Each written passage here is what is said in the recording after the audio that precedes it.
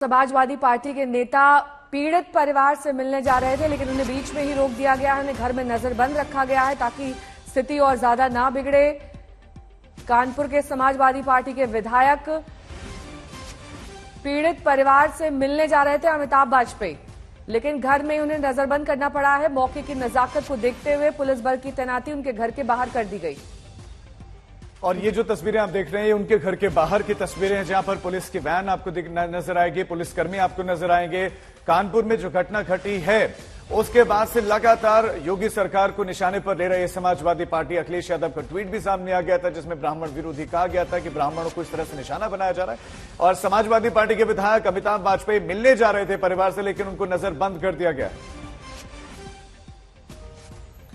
तो कानपुर देहात की बेहद दर्दनाक घटना, जिस पर अब सियासत तेज हो गई है। समाजवादी पार्टी और कांग्रेस ने इसे ब्राह्मणों पर सीधा सीधा हमला और अत्याचार से जोड़ दिया है।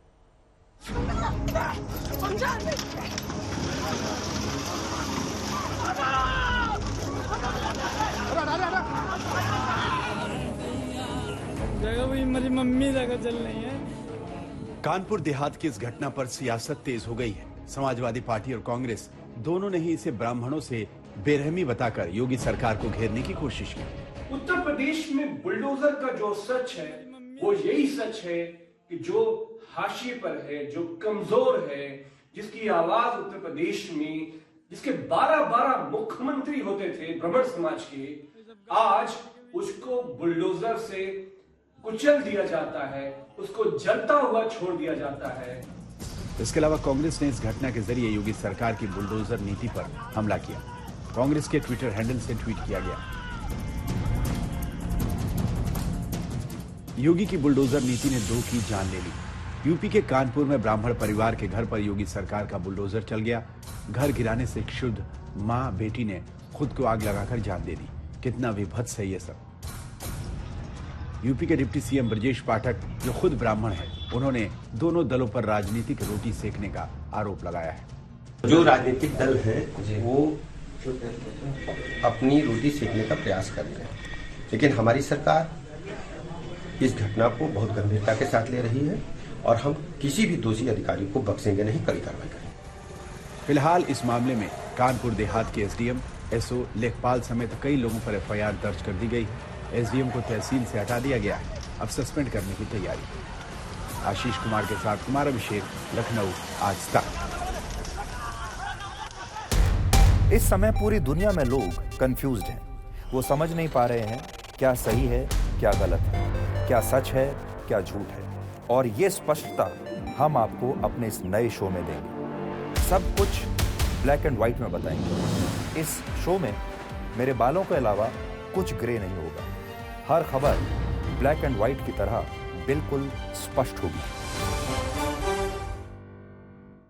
कानपुर की इस घटना में महीने भर पहले राज्य मंत्री प्रतिभा शुक्ला की डीएम नेहा जैन से बात हुई थी। उनकी सिफारिश के बाद परिवार डीएम से मिलने भी गया था, लेकिन डीएम ने परिवार को भगा दिया और उनके खिलाफ केस दर्ज करवा दिया। अब मंत्री जी कह रहे हैं कि उनका मंत्री रहना ही बेकार है।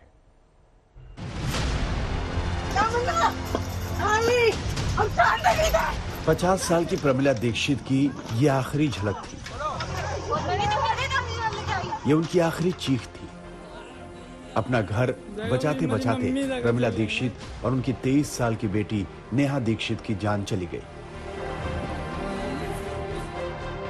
प्रमिला ने खुद को आग लगाई या अतिक्रमण हटाने के दौरान आग लगाकर उन्हें मार डाला गया।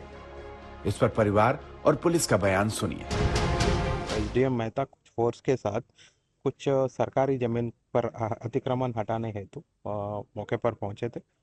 उसी समय पे पीछे से खेती से जो एक महिला और उनकी बेटी दोनों झुपड़ी में अंदर आए थे और अंदर बंद करके तुरंत अपने आप को, जो मौके के रूप से बताया गया है कि अपने आप को मतलब आत्माहुति की है। दोनों की मृत्यु हुई है। और गांव के कुछ लोग थे, 8-10 लोग, करने लगे हम को यहाँ कर सबका अंदर करो, सबका जो जला दो, तो आग को लगा दी नहीं। और आग लगा के और ये जो है जेसीबी गिरा दी नहीं। पुलिस के मुताबिक वीडियोग्राफी से साफ हो जाएगा कि मां बेटी ने खुद से आग लगाई या उन्हें आग लगाकर मार डाला गया।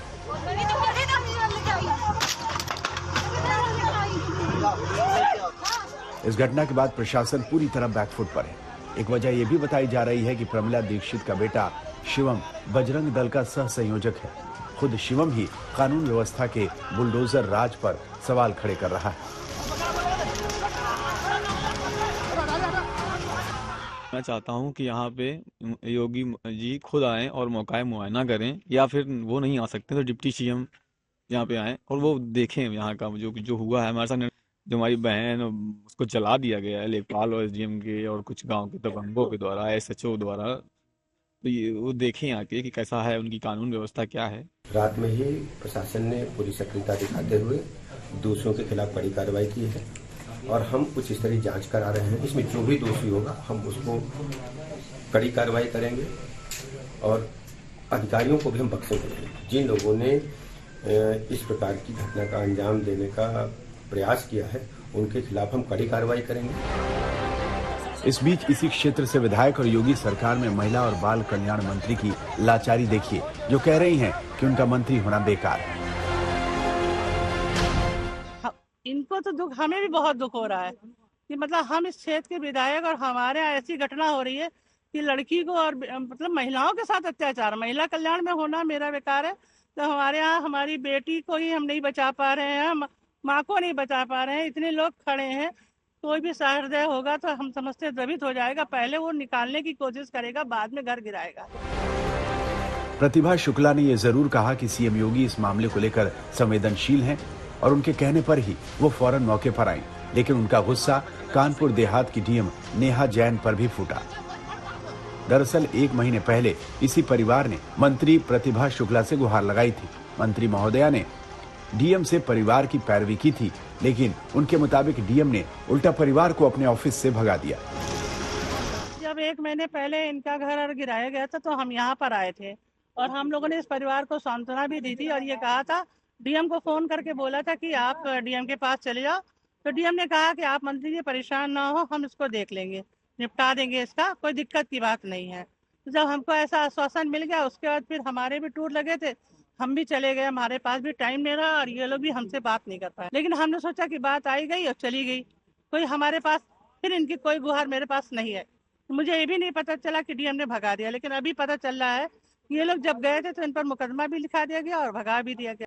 अब ये हमें तो नहीं मालूम था कि ये महिला होकर इतनी निष्ठुर होंगी, मुझे नहीं मालूम था। मतलब हमने अपनी तरह समझा कि हम भी एक महिला है। हमने उनको फोन किया कि हाँ, उन्होंने कहा मेरे पास भेज दीजिए, तो हमने कहा उचित कार्रवाई करेंगी। तो हमने उनके पास, उनका मैं संज्ञान ले लूंगी, मैं पूरी कार्रवाई करा दूंगी। तो मैंने उनके पास भेज दिया। उसके बाद ना हमारा कोई फोन कांटेक्ट हो पाया, ना मेरे से कोई बात हो पाई। योगी सरकार में बुलडोजर कानून व्यवस्था का प्रतीक बन गया है। इसे रोकने की कोशिश करने वाले सुप्रीम कोर्ट तक जा चुके हैं, लेकिन इस पर ब्रेक नहीं लगा सके।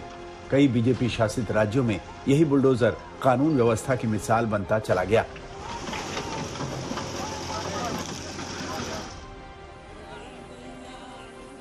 मेरी मम्मी जगह चल रही है। लेकिन कानपुर देहात की इस घटना में इसके अमानवीय चेहरे को भी बेनकाब किया है, जिसके बाद योगी सरकार भी सोचने को मजबूर हो गई है। आशीष कुमार के साथ सूरज सिंह, कानपुर, आज तक।